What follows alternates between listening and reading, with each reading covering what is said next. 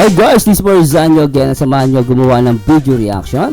At syempre, react po natin itong upload ni Kalingap Ana, Kalingap Dan and Jenny nagsalita na. At syempre, shadow muna natin lahat ng mga viewers natin mula Luzon, Visayas at Mindanao. At syempre, sa buong Mega Metro Manila, kasama na din po ang ating mga kapwa OFW sa iba't ibang dako ng mundo.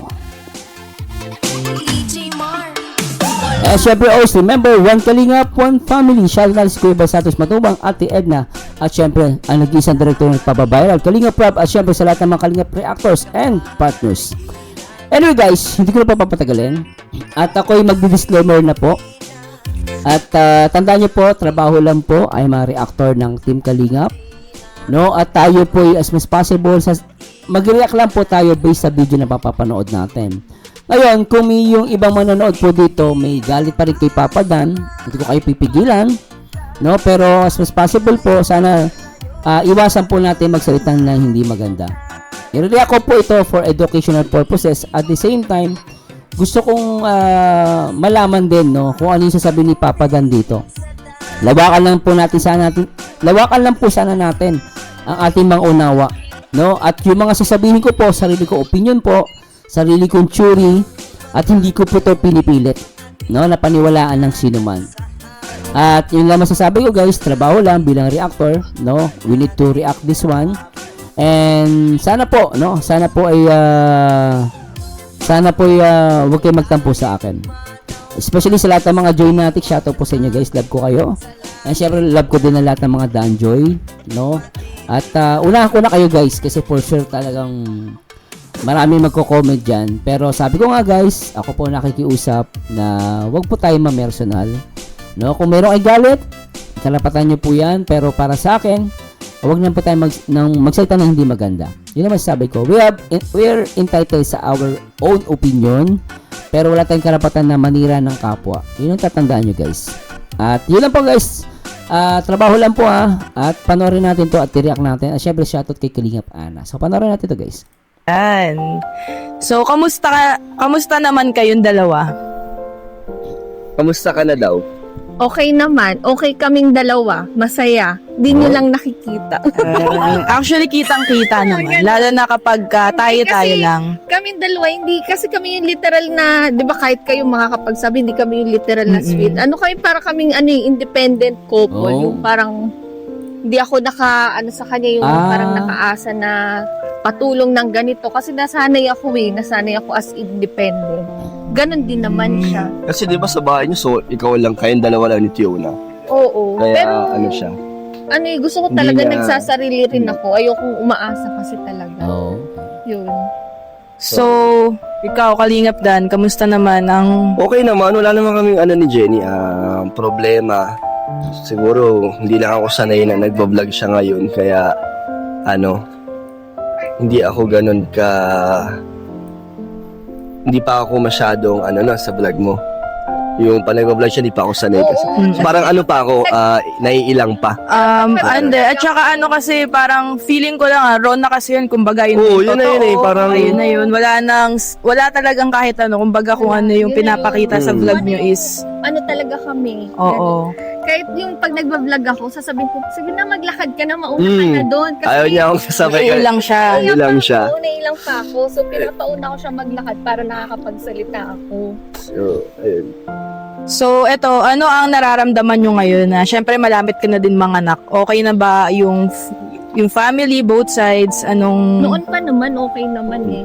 Sobrang winelcome ako nung family ni Jenny. Mababait.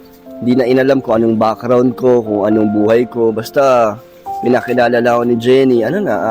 Tanggap nila. Kagad. Winelcome kagad ako. Ganun lang. Hindi nga ako in-interview, no? Hindi. Kasi, Wala nga. Napakaswerte mo, Papa Dan, no? Actually, no, ang pagkakalo kasi mayaman si Jenny. Actually, sa mga mayaman minsan, 'di ba, talagang sila meticuloso lalo sa anak nila, 'di ba? Mayaman niya kaya nga yumaman yan dahil mga meticuloso sa mga bagay-bagay. So, nagulat lang din ako, no, sinabi ni Papa Dan na tinanggap siya agad, no, hindi siya chinek yung background niya.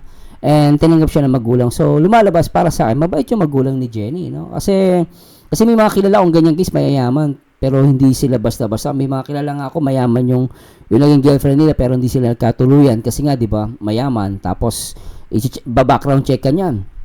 Siyempre, pag alam nilang, di ba, simpleng tao ka lang, minsan hindi siya papayag na asawahin mo yung anak nila, di ba? So, yun lang guys, comment ko. Anyway, tuloy natin ito guys. Ganun lang. Hindi nga ako in-interview, no?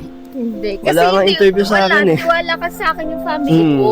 Hindi naman ako maghaharap ng sino man kung ano, yung parang okay ba yan, yung ganyan. Kumbaga tiwala sila na, so sino yung iharap ko, ibig sabihin nun, yung parang kampante sila na maayos tong taong to, yung gano'n. Kaya, hindi siya nakaranas ng ano. Siyempre, ako nahiya ako kasi mga ano kayo buhay politika, kami, ano lang naman ako, dayo lang ako sa diet.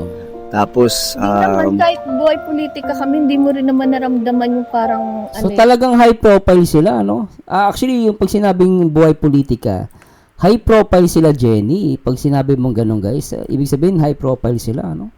yung anong tawag yun, medyo anong tawag doon? Yung ilang na ano. ano lang, siyempre, Parang normal lang rin sila ka dyan. nakaka-intimidate nung una, pero mababait sila, talagang hindi iba ang tingin nila sa'yo kahit ano. Hindi ako pasok sa politika, wala akong buhay o wala akong Kumbaga iba yung mundo ko. Oo. So hindi nila Magkaiba tayo, no? hindi nila pinaramdam yung ganun. Wow. So ito, ano ang nafe-feel nyo dalawa na until now, syempre meron pa rin talagang mga below the belt na mga comments sa inyo. Ano yung parang lagi nyo nababasa or tumatatak sa inyo na negative comments about syempre sa family binubuo nyo ngayon? Sa akin, syempre, naapektuhan. Hindi man sa naapektuhan.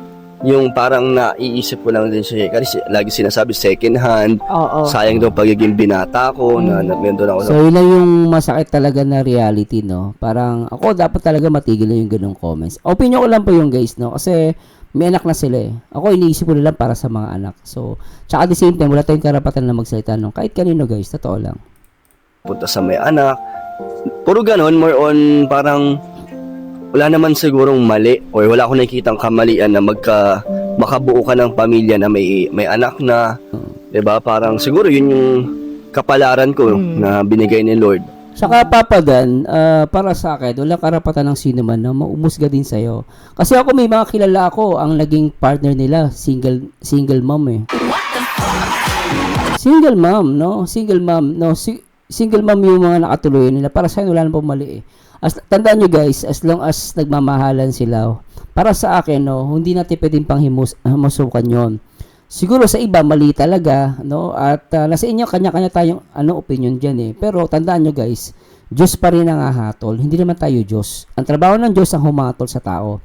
Hindi kapwa-tao maghahatulan. No? At ako naniniwala ko, lahat tayo nagkakamali at nagkakasala sa paningin ng Panginoon. Yun ang masasabi ko. So, para sa akin, wala kang karapatan magsalita na umusga, no, sa kapwa mo. So, ano ba, ituloy natin? Talagang ganun yung ano sa akin.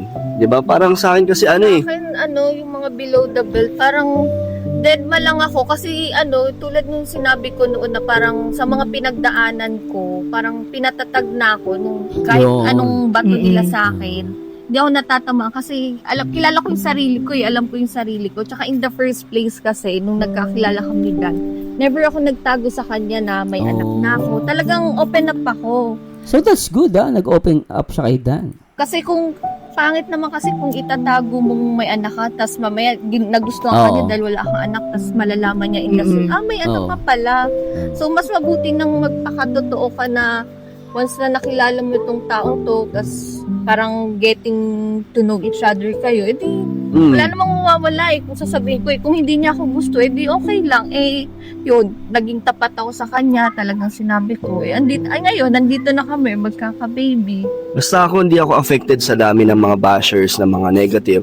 Hindi naman ako tinatamaan or kami kasi hindi naman niya kami kilala, hindi ko rin naman sila kilala. So, ako, dead ma lang kung anong sabihin nila, opinion nila yan. And wala rin naman mangyayari sa kung pansinin or 'di ba kung sagutin, wala rin naman mangyayari. Paano yun? Pananaw niya na yun eh. So, ang sa akin is enjoy lang kayo. Basta ang alam namin yung yung totoong masaya kami, alam namin sa isa't isa na okay kami. Kahit ano pang mga sabihin diyan, mga iba't ibang kwento or mga sabihin ng ibang tao is wala, hindi siya makakasira sa amin dalawa. At para sa akin hindi magbabago yung isip ko or yung nararamdaman ko kahit na maraming hindi nagustuhan. Simula naging totoo naman tayo sa isa't isa. Tsaka hindi ko naman kailangan ng approval ng mga ibang tao para lang sa sarili kong buhay. Tsaka ano yun private na ni Kalinga Prab. Ako totoo lang guys, no. Nung una ako, syempre nasaktan ako. Pero bilang isang tao din po, makikita mo meron siyang private life. Yung private life na yun, hindi ko pang ihimasukan yun. Bilang reactor kasi meron akong boundaries Meron akong boundaries bilang reactor. Hindi ko pinagsasama yung sa vlog at sa reality, sa private life. Private life is a private life. Kung ano man yung gawin nila doon, wala akong pakialam at wala din akong say doon.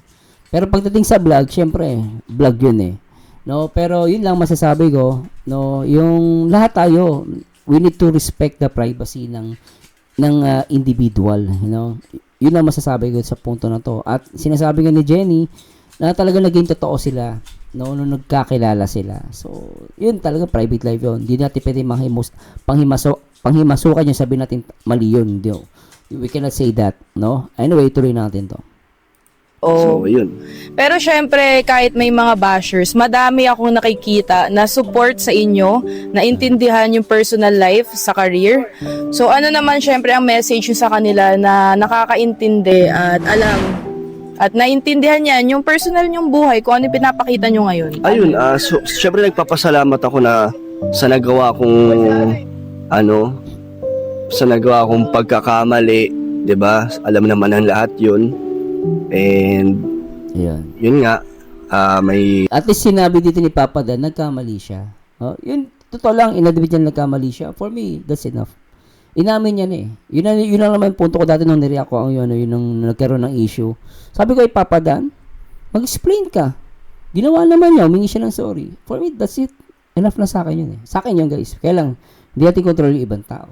Diba? Hindi natin control yun. Pero, good thing lang, inamin ni Papa Dan nagkamali siya. Sa akin, sapat na yun. May nasaktan tayo mga sumusuporta sa atin dati. Pero sa kabila nun is natanggap nila and napatawad nila ako. Kaya sobrang thank you na nandyan kayong sumusuporta. At pati si Jenny ay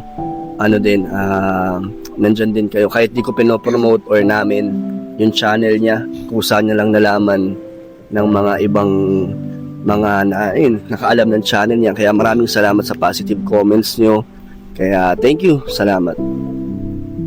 Si Jenny naman, syempre, ano ang message mo? Or gusto mong, kasi syempre, hindi ka naman talaga sanay sa social media.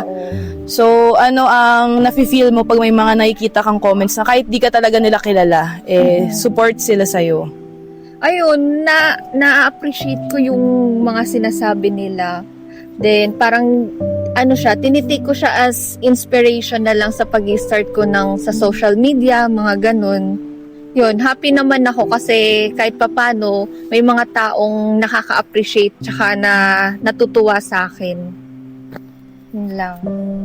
And lastly, syempre, for sure, dadating ang time na si Baby mapapanood ang mga old videos nyo. Ano ang message nyo sa kanya, if ever? Yun din yung nasa isip ko. Alin nga pala puputulin kita, Yun din yung naiisip ko, Kaya minsan maiisip mo, alam mo, yung respeto na lang dun sa bata. Actually, respeto na lang sa bata. Kasi kung mapapanood ng bata yun, yung bata yung maapektuhan. Kaya ako, nakikiusap lang naman po ako. Hindi ko naman kayo pinipilit. Na tigilan na po natin. Let's move on. Magpatawaran po tayo. Napakasarap mabuhay ng nagpapatawad sa kapwa. Totoo lang guys, ako, aminado ako, may ginawa din akong mali. Sa buhay ko. Hindi po ako perfectong tao. At yung mali na yun, talagang pinagsisihan ko yun. Yun ang masasabi ko. And lahat tayo nagkakamali.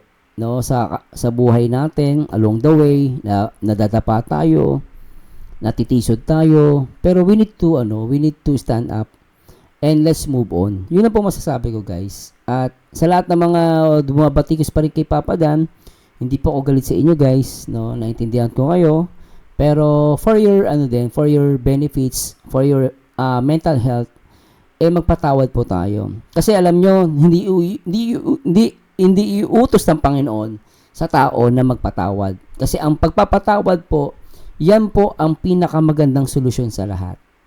Totoo yan guys, subukan mo magtanim ka ng sama ng loob sa puso mo, magkakaroon ka ng sakit sa puso kahit mag-exercise ka pa, kahit kumain ka pa ng healthy. Pero kung meron kang sama ng loob, nako guys, maniwala kayo, magkakasakit kayo sa puso. Kahit tumakbo pa kayo ng napakalay, kumain kayo ng pinakamamahal na vitamins. Useless yan kung meron kang puot sa puso. Kaya inutos ng Panginoon na magpatawad kasi alam ng Panginoon, yung pagpapatawad ang gamot sa ating mga tao. Kaya po ako'y nakikiusap po, hindi po ako namimilit, huwag niyo mong pagkamalian. At wala po akong kinakampihan. At kung may mali, mali po. Pero kung may nagpatawad, humingi ng sorry, nagpakumaba, no, magpatawad po tayo. Kasi yun ang utos ng Panginoon. Hindi po sa akin galing yun. Galing yun sa Diyos na lumikha ng langit at lupa. Na soon, makita niya to. Ano lang, sana kung may mga mabasa siya, mga negative or mga, syempre, baka masaktan siya. Sana wag siya maapektuhan at labas naman siya sa mga nangyari. Wala pa naman siya nun. At sana pag dumating yung panahon na maintindihan niya yung mga nangyari sa paligid is wag siya maapektuhan at wag magbago yung tingin niya sa amin dalawa ni Jenny. Dahil ganun talaga ang social media. Maraming mga titingin sa'yo na as a negative, in a negative way. Kaya yun. Siguro sa akin, syempre bata pa siya, so hindi pa siya yung ganun ka-open sa mga gadgets or social media. Pero feeling ko, parang medyo mapapaaga yung pagiging matured thinking niya. Kasi unti-unti rin namin kasi i-explain about sa social media na may ganito yung mundo, so dapat hindi siya naapektuhan. Kumbaga, anong tawag doon, yun nga, mapapaaga siya ng Kumbaga, parang ititrain nyo na siya. Oo, na hindi lahat ng na humuhusga sa'yo is kilala ka naman. So, ang importante naman kasi talaga is yung totoong tao sa'yo tsaka yung family na makakaintindi sa'yo. Kumbaga, bonus na lang talaga yung mga kahit hindi ka kilala na nararamdaman nila or na-appreciate ka kahit nakikita ka lang nila sa social media. And syempre, kay Tiona. Yun, si Tiona kasi, kumbaga, kasama ko siya through ups and down. Kumbaga, maaga rin siyang naging mature, tsaka, witness siya sa mga pinagdaanan namin. Simula dati nang walang-wala kami hanggang sa ngayon, eto na kami. Kaya, tiwala ko sa isip ni Tiona na hindi siya maaapektuhan sa mga nangyayari. And si kumbaga, Kalinga, kahit, yung parang gumagamit na rin siya ng phone, so nakikita niya yung wala, hindi ko siya nakita ang naapektuhan siya. Yung parang kunyari may nababasa siya na kinikwento niya sa akin, mami, tingnan mo, may nag-comment sa yung ganyan. Pero ramdam ko kasi as a mother na yung parang mag-worry ako, baka naapektuhan. Hindi ko naramdaman na naapektuhan matapang siya. na bata si Oo. Tiona. Yun, pinagtibay rin siya. Yes. And ikaw, message mo kay Tiona, syempre. Nakikinig siya. Ito yung bata, anak ni Jenny. Kita. Pero salamat kay Tiona na natanggap niya ako bilang partner ni Jenny at di ako nahirapan sa makisama noong umpisa pa lang kay Tiona. Talagang pinaramdam niya na tanggap niya ako. Until now, na sweet siya. Kaya salamat na swerte ko. Kasi na unang sila nakita yung ka ni Tiona, sabi ni Tiona. ang pogi ko daw. Then sabi ni Tiona, mami, ang gaan-gaan talaga ng loob ko Dan. Actually, malapit siya sa mga bata talaga. Malapit talaga sa bata si Papa Dan. So, ayun, salamat, swerte ako na hindi ako nahirapan pakisamahan yung magiging pamilya ko. Makakasama ko sa mga darating na pagsubok, di ba? At sa binubuong pamilya ko is magaan silang kasama. Hindi ako nakaramdam ng parang wala akong kakampi. So, nandyan sila. Si Tiona talagang, siya, hindi rin siya one-sided. Parang, iniisip niya rin ako. Iniintindi niya rin ako. Kaya, salamat kay Tiona. Wow. O yung minsan pag may dinner yung mga kalingap, di ba? Oo. Pag nakikita ko yan, nagme-message sila sa isa't isa. Mm. Sabi ni Tio na, Tito Dan, anong oras ka uuwi? Pauwi ka na ba? Nag-message din yan sa akin. Tapos, basta yung relationship namin is maganda. Parang ano talaga, na kumbaga si Tiona talagang kinonsider niya na rin talaga si Kalingap Dan as second dad. Ayoko din kasi maramdaman ni Jonah na maging unfair ako sa kanya na kunyari hindi Oo. wala akong care sa kanya, Oo. puro kay Jenny lang. Ayoko maramdaman yun. Kasi syempre, pangit din yun na may ilang sa akin si Jonah. Ayoko yun. Gusto ko yung ano lang, Pero ano yung comfortable. nangyari kasi sa inyo, yung kusa, yung parang wala, yung di yung... Wala. Kumbaga, di yung- swak di na yung- sila. Wala kaming banding pa talaga na ano yung... Uy, umiiyak siya. Shaira? Umiiyak po si Bakit? Shaira. Ah. Yung landing nila ni Tio na hindi dumaan sa yung parang mag-a-adjust si Dan kasi may anak ako. Yung parang nag-fit na, yung parang wala, yung normal lang, yung natural lang talaga siyang nangyayari talaga. Tapos idol ni Jonah si Jomar. Oo, si Jomar. Papa Lagi Joms. namin nahuhuli yan, nanonood yan ng Jomcar. Yan ang nagbabalit. Yan ang nagbabalit Kinikilig. sa akin. Inikilig si Minsan. Tiona sa Jomcar. Kaya masaya din na nakilala kami ni Tiona kasi nga, yun nga si Jomar na Oo. nakikita niya. Yun. Pero ngayon, normal na lang sa kanya si Jomar. Kasi napapadala. Napapanood, nakikita niya na eh. Nakikita niya na lang Yeah. madalas. Yun.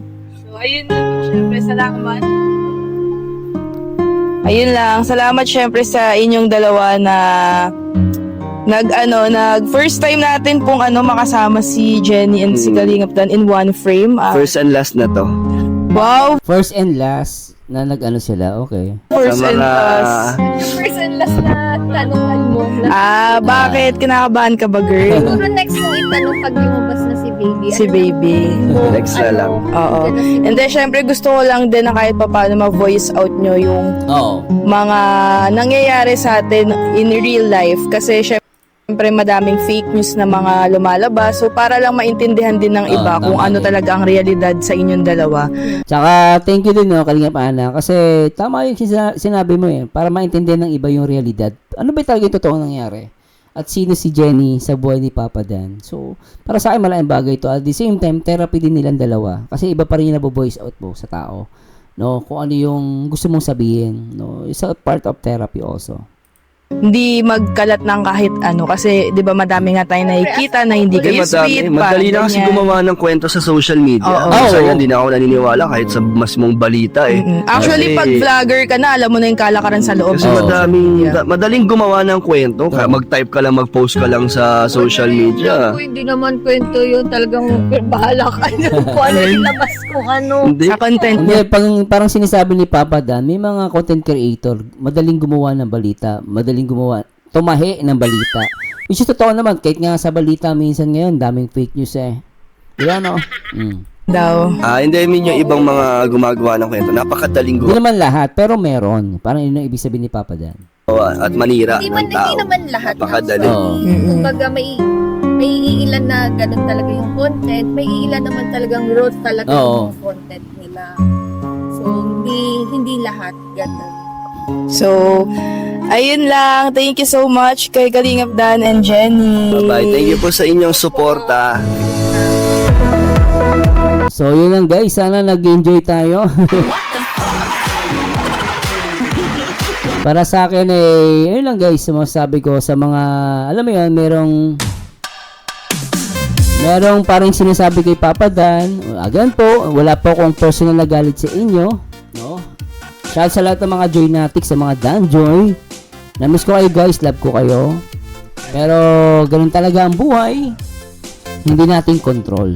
At yung mga bagay natin hindi natin control, ipasa Diyos po natin. At masarap mabuhay ng walang tinatapakan, no? Nililimot ang mga bagay na mapait. Lahat ng mga mapapait na bagay na ating naranasan, ilagay natin sa likod. At tayo lumakad diretso. At itiwala natin sa Panginoon.